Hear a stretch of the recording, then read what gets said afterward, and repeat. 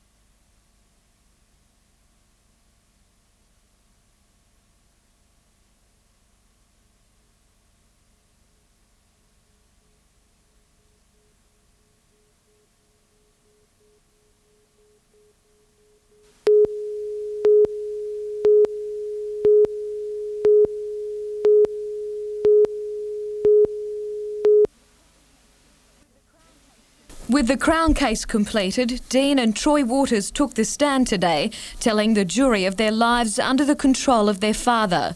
The court has been given this week many examples of how the family lived, the abuse and degradation they were subjected to by Sess Waters. 32-year-old Troy broke down as he told of the family sharing the Kulnura house with more than 40 dogs. I never thought I'd have to admit what we were made to do. His older brother Dean is charged with murdering his stepmother's lover Alan Hall 9 years ago. He's pleaded not guilty, claiming it was at the direction of his father. He told the court that Sess Waters constantly badgered him to kill Alan Hall and believed his father's jealousy contributed to his losing the Commonwealth heavyweight boxing title in 1987. He said his training was constantly interrupted by his father's obsession with his stepmother's new relationship, a relationship Sess Waters had forced her into. According to Dean Waters, a part of him died the night he shot Alan Hall. He says his whole life changed and he couldn't live with what he had done. It was 7 years later, though, that Dean Waters confessed. He'll continue to give evidence tomorrow. Jodie McKay, NBN News.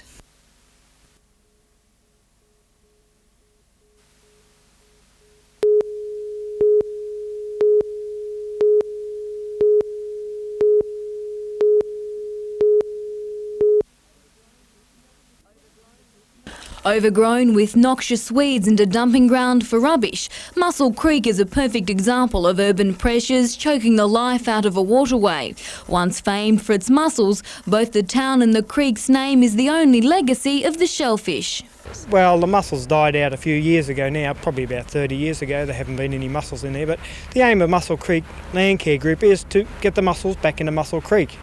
The Department of Land and Water Resources, the local Landcare Group and Council have joined forces to restore 4 kilometres of the creek. A 5-year plan has been drawn up with work already underway. We've done a lot of tree planting along this part of the creek, as you can see. We've also cleared a bit of African boxthorn from down the creek further, and we're going to put some rock work in there very soon to help stabilise the bank. With Landcare groups more often active in rural areas, the Muscle Creek project is helping to raise awareness that urban waterways are under just as much stress. So we've got urban runoff from the main street, from the housing estates around the place. We've got noxious weeds, we've got environmental weeds, and we've got slumping and undercutting of the banks. Emphasising that the problem doesn't end with rehabilitation, project coordinators say pollution has to be tackled at the source. They urge residents to watch what they put down stormwater drains.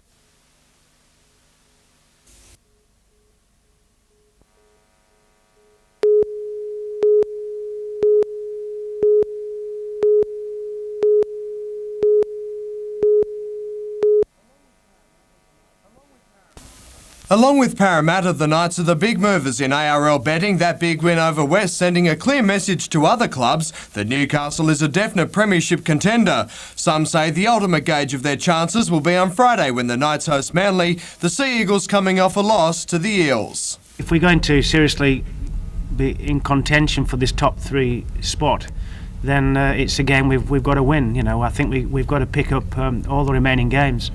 Newcastle's team is almost unchanged from the one that beat the Magpies, Troy Fletcher replacing Daniel Smales on the bench. You know, it'll take an extraordinary performance to knock them off. They're a very, very well drilled, talented side. Knights officials expect a sellout crowd to pack Marathon Stadium. Reserve seating has already gone as the build-up to one of the biggest matches of the season approaches. I think this game will be possibly the best game we've played all year as far as the intensity and without making mistakes, and semi-final football, and that's what it's all about. Not as much hype about the Mariners' battle with Sheffield, although standing captain Tim Maddison realises its importance. It's not going to be like a Brisbane-Canberra clash, you sort of know that, but I mean, it's still a game, and we've still got to win this weekend to qualify for the final. So. Maddison is the Mariners' 5th captain this year, replacing Robbie McCormack, who's been rested in one of several team changes. It's reward for good form, but also I think he's well respected amongst the players and certainly amongst the management. Jonathan Upton, NBN News.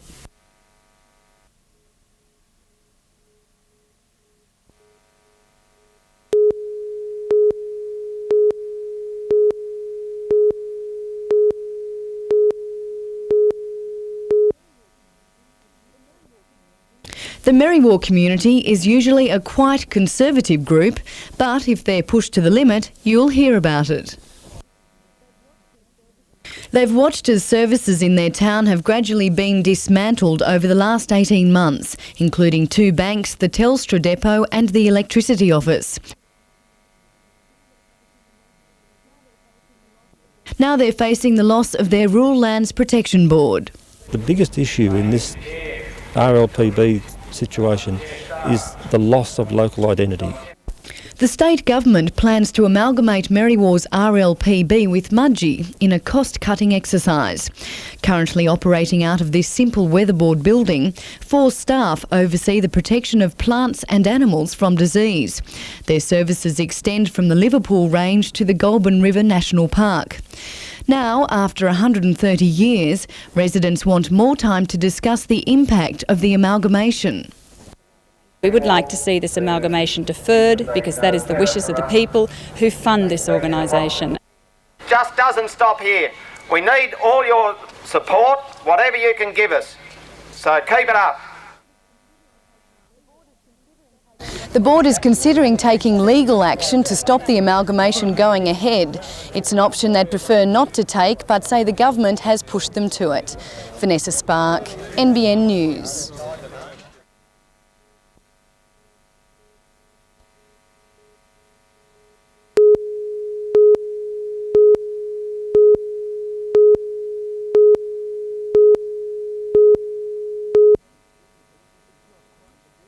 It's not quite the biblical ark, but the Newcastle businessmen are hoping their Hunter Ark will lead the way towards a new ecologically sustainable future. The building planned for Horseshoe Beach is self-sufficient, featuring solar panels, methane gas converters and tidal generators. Turbines will also harness power from the most consistently windy spot on the New South Wales coast. Those behind the one-stop environmental shop claim it will go a long way towards redefining Newcastle's image as an industrial hub.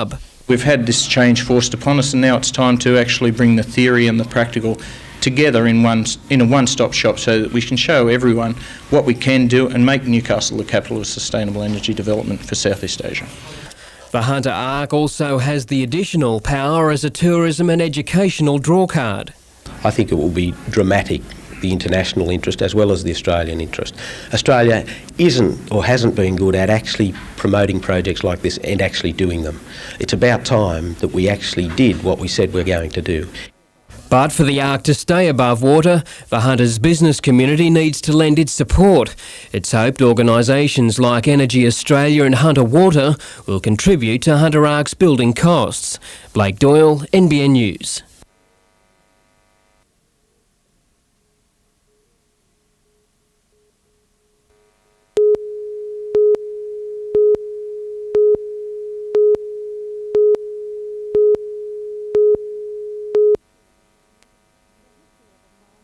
The history of a farm is a vital part of its future. However, a wealth of historical items are rusting away unnoticed because many farmers don't appreciate their true heritage value. Much of our farming history is left decaying, rotting or rusting away on farmers' properties behind sheds or stored away in wood piles somewhere. The Tokal Agricultural College has addressed this problem by launching a home study package called Conserving Our Farming History. The study package is designed to assist farmers identify old objects such as a tractor or a barn, which may then add value to their property. Farmers are then encouraged to preserve and restore these items, which can then be used to promote rural tourism. The package signifies a breakthrough in heritage conservation, as it aims to give farmers the skills to develop both short and long-term conservation plans. Antonia Kidman, NBN News.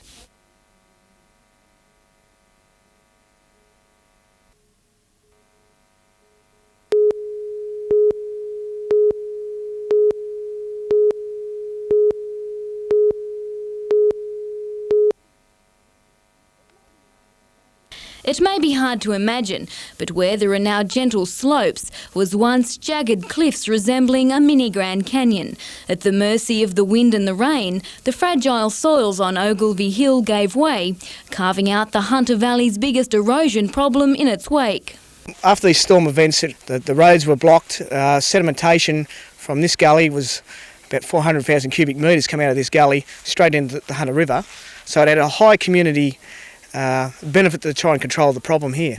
The massive erosion began just 50 years ago after a period of heavy storms and flooding. In that short time, layers of soil deposited over many millions of years have been stripped away, the effects of which have been felt hundreds of kilometres downstream. At its worst, sediment from the Upper Hunter has turned Newcastle Harbour into a marshland of silt and debris. To arrest the shifting soils, the local Landcare Group, with the help of the Department of Land and Water Conservation, Muswellbrook Council and neighbouring mines, got the $500,000 project off the ground. This is a good learning curve to work out that no problems can't be overcome. Because of the sheer size of the problem, the group had to engineer its own methods. In just 3 months, they ripped up the 13-metre deep walls, graded and revegetated them with seeds and built rock structures to stabilise the soil. While there is still a small section to be done, Mr Eccles says the work is testimony that degradation, no matter how great, can be undone. Simone Cobb, NBN News.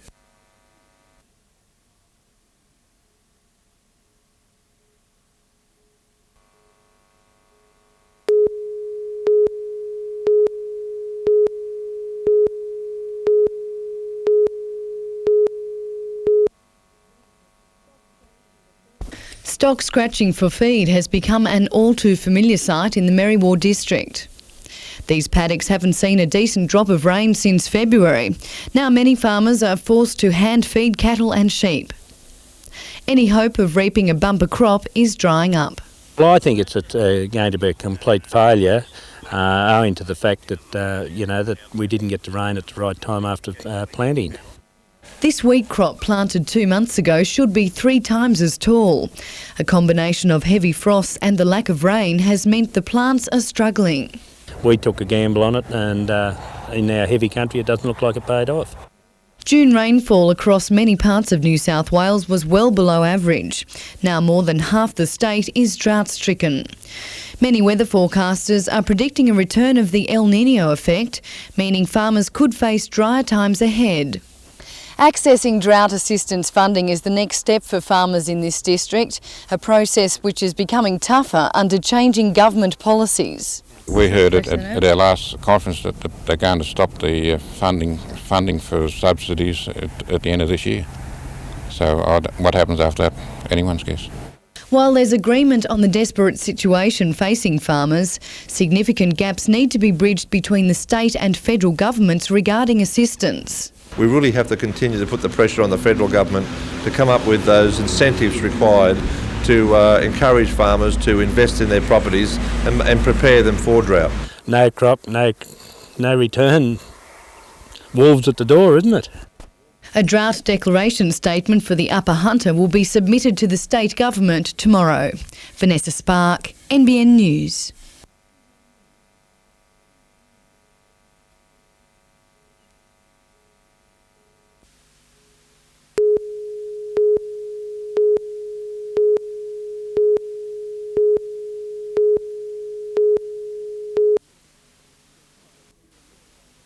Last year, a mediator was sent to Maitland to sort out council's problems. Since then, General Manager Rhonda Bignell has resigned and the split between council factions has deepened. Now Local Government Minister Ernie Page has stepped in, ordering a public inquiry into council's performance. I think it's been pretty appalling, and that's the general opinion of those who write to me about the council. And I don't believe that by any standard that Maitland is up to scratch. The inquiry will look at the conduct of councillors and whether they have the community's confidence. Mayor John Martin, who's not surprised by the inquiry, today lashed out at his council opponents. I would have thought that it was contingent for a leader to have loyalty out of the people that elected him. Those people elected me as leader of this city, and that loyalty should have been part of the deal. He says it will be the community who'll decide on council's fate. The community are the ones that matter here. We're representing that community, and the community are the ones that have got to make decisions in the long run about the future of some of those councillors. The inquiry is due to be finalised by the 20th of September. Blake Doyle, NBN News.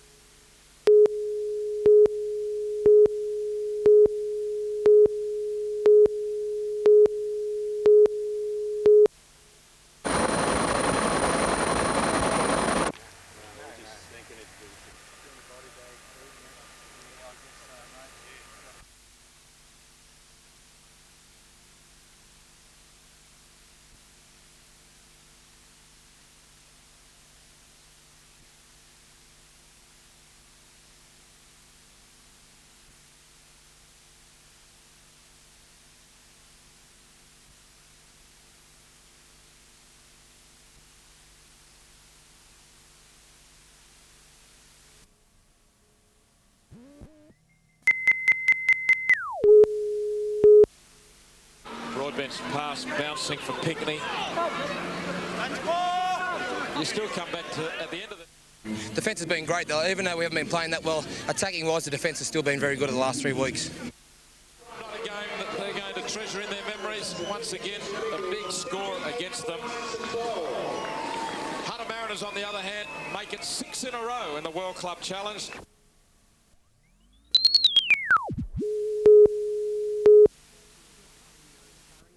After a tough win over Curry in the coalfields last weekend, South Newcastle returned home this afternoon only to be bogged down in the first half, the Lions taking a 2-point lead into the break.